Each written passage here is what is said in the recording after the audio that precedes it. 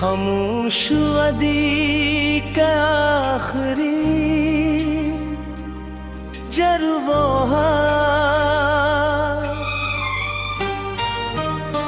पहाड़ों के दरमिया एक ऐसी वाली थी जहां सुबह का आगाज पर नंगी चहचहा का और चश्मे के पानी की मधुर आवाज से होता था सब्ज घास पर शबनम के कतरे सूरज की पहली किरण के साथ मोतियों की तरह चमकते और दूर बर्फ पोश चोटियां नीले आसमान के नीचे खामोश खड़ी रहकर शाम के वक्त जब सूरज पहाड़ों पे पीछे छुप जाता तो पूरी वादी सुनहरी रोशनी में नहा जाती और ठंडी हवा हर तरफ सुकून बिखेरते भी। इसी वादी में एक बूढ़ा चरवाहा रहा था जिसे लोग बाबा इकरम के नाम से जानते थे। इसके पास भीड़ों का एक छोटा सा रियोड़, एक लकड़ी की लाठी और मिट्टी की बनी एक झोंपड़ी थी। इसकी जिंदगी बेहद सादा थी मगर इसके चेहरे पर हमेशा तुमनमोई थी मुस्कुराह शर्मगर तेरी। वाहर सुबह रियोड़ को चुरागा की तरफ ले जाता बांसुरी बजाता और शाम ढलते ही वापस लौट आता।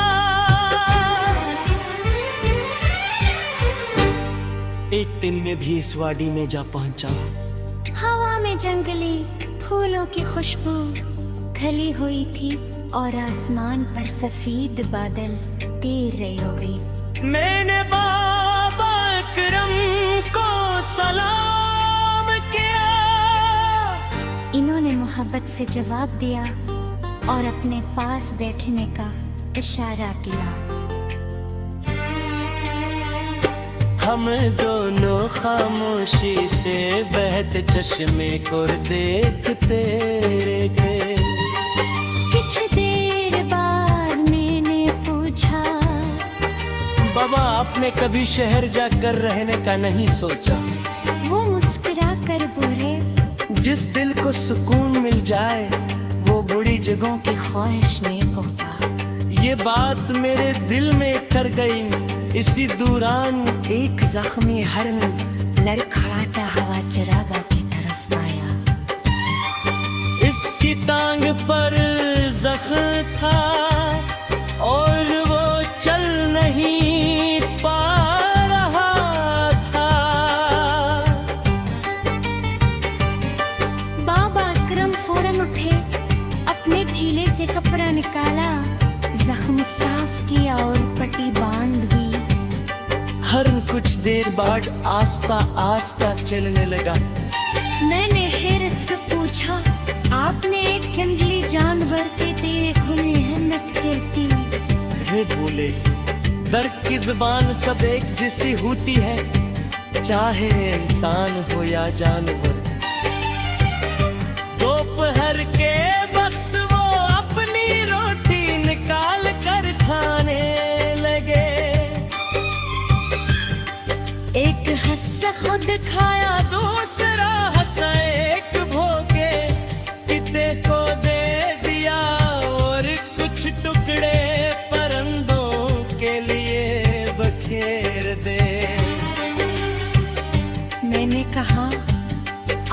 पास तो खुद भी ज्यादा नहीं है।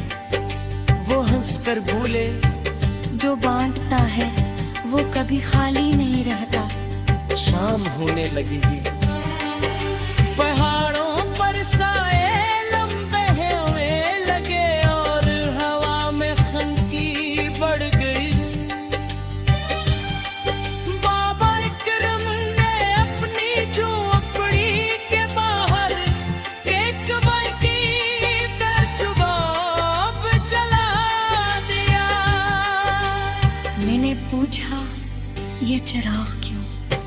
इन्होंने आहस्ता से कहा, शायद कोई मुसाफिर अंधेरे में रास्ता भूल जाए और ऐसे ये रोशनी घर तक पहुंचा दे।